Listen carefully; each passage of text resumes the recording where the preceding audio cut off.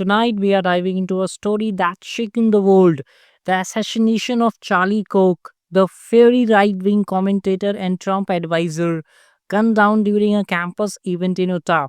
Many are calling this a shocking tragedy and unthinkable breach of security. But let's be brutally honest here. Why are we surprised? I'm your host, and this is my take on why Charlie Kirk murder isn't anomaly. It's America reaping what it's shown. First, the fact because amid all the outrage and spin, truth is the first casualty. Charlie Kirk, 31st founder of Turning Point USA, was speaking at Utah State University on September 10 when a single shot from a rooftop sniper pierced his neck. He died instantly amid screams and chaos. The shooter escaped, and the FBI is offering a $1 lakh rewards for leads. Kirk was no stranger to controversy. His hardline views on gun rights, abortion, and immigration, his close ties to Donald Trump made him a lightning rod in America's polarized landscape. But here's the uncomfortable reality we are not hearing enough. This wasn't a breach, this was America doing exactly what America has engineering itself to do. This is a nation that idolizes guns like scare relic, where firearms outnumber people and where political discourse has developed into a gladiatorial arena of hate, makes unchecked access to weapons with rhetoric that paints opponents not as fellow citizens with offering views, but existential threat, evil demons, enemy of the state. And what do you get? Bloodshed, predictable, preventable bloodshed. The American right is screaming that this is an attack on free speech. Far point, but now free is speech in a society where every rally, every debate, every public gathering comes with unspoken dread that it could end in gunfire.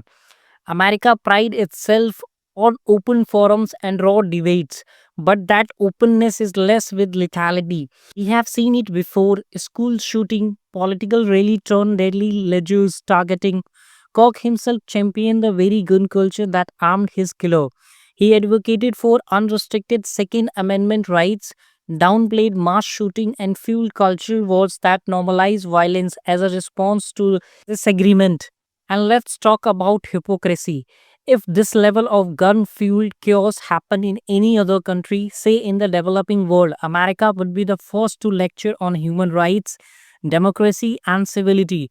Fix your broken system, they would say from high horse, but at home, thoughts and prayers followed by inactions. Congress debates, lobbies, block reforms, and the cycle repeats.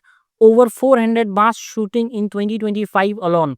And counting, is this freedom or is a self inflicted case?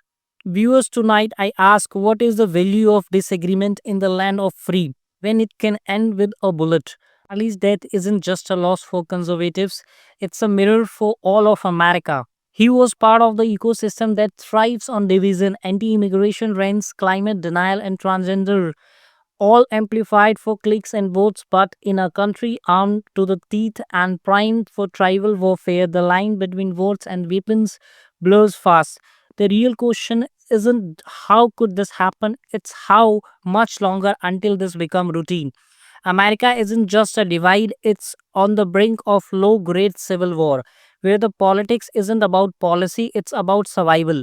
If the US wants to preach to the world about liberty, it needs to stop killing its own messengers.